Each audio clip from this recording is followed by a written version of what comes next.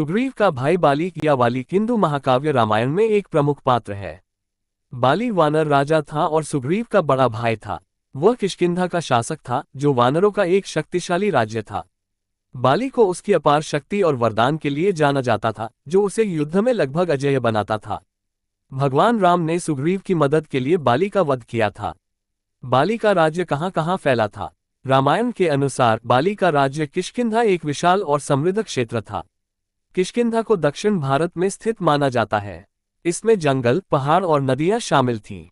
ग्रंथों में इसका वर्णन एक ऐसे क्षेत्र के रूप में किया गया है जो वानरों के निवास के लिए उपयुक्त था। कुछ विद्वानों का मानना है कि किष्किंधा का क्षेत्र आधुनिक कर्नाटक, आंध्र प्रदेश और तेलंगाना के कुछ हिस्सों तक फैला हो सकता था। विशेष रूप से हम्पी कर्नाटक और इसके आसपास का क्षेत्र, जहां तुंगभद्रा नदी बहती है, को किष्किंधा से जोड़ा जाता है। वर्तमान में वह कौन सा राज्य है? आज के संदर्भ में किष्किंधा को मुख्य रूप से कर्नाटक राज्य से जोड़ा जाता है। हम्पी, जो यूनेस्को विश्व धरोहर स्थल है, को प्राचीन किष्किंधा का केंद्र माना जाता है।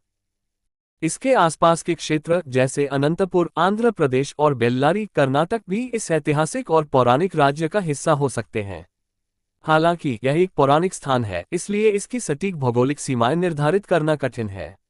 फिर भी कर्नाटक इसका प्रमुख प्रतिनिधित्व करता है। रामायण एक पौराणिक ग्रंथ है और इसके पात्रों जैसे बाली, सुग्रीव और किष्किंधा राज्य के ऐतिहासिक साक्ष्य हिस्टोरिकल एविडेंस को लेकर विद्वानों के बीच मतभेद हैं।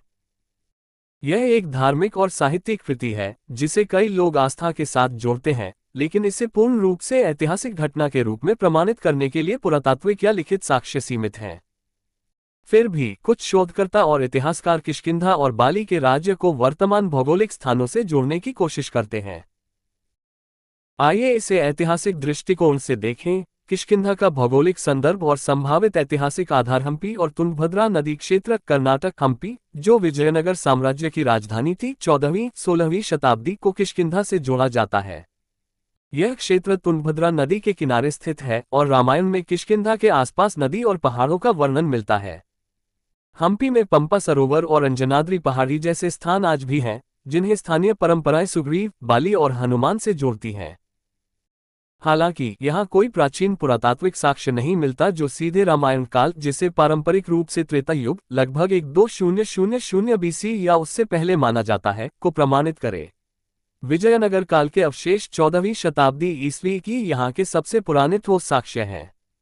पुरातात्विक साक्ष्य की कमी। रामायण के काल को लेकर कोई सर्वसम्मत ऐतिहासिक समयरेखा नहीं है। कुछ विद्वान इसे 5000-3000 ईसा पूर्व के आसपास रखते हैं, लेकिन इसके लिए ठोस पुरातात्विक प्रमाण जैसे शिलालेख, भवन या लिखित दस्तावेज नहीं मिले हैं जो बाली या सुग्रीव के अस्तित्व को सिद्ध करें।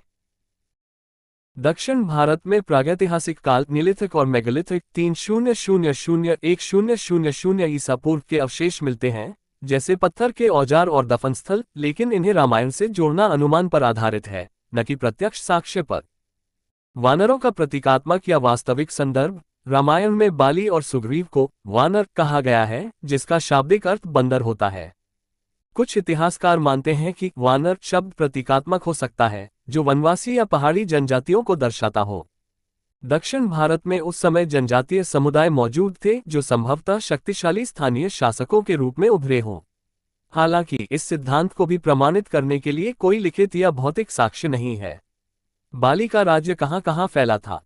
रामायण में किष्किंधा को एक विशाल राज्य के रूप में वर्णित किया गया है, जो दक्षिण भारत के जंगलों और पहाड़ों तक फैला था। ऐतिहासिक रूप से इसे वर्तमान कर्नाटक, हम्पी क्षेत्र, आंध्र प्रदेश, अनंतपुर और कुर्नूल के जंगल और संभवतः तमिलनाडु के कुछ हिस्सों से जोड़ा जा सकता है। लेकिन यह अनुमान साहित्यिक वर्णन और स्थानीय परंपराओं पर आधारित है, न कि पुरातात्विक खोजों पर।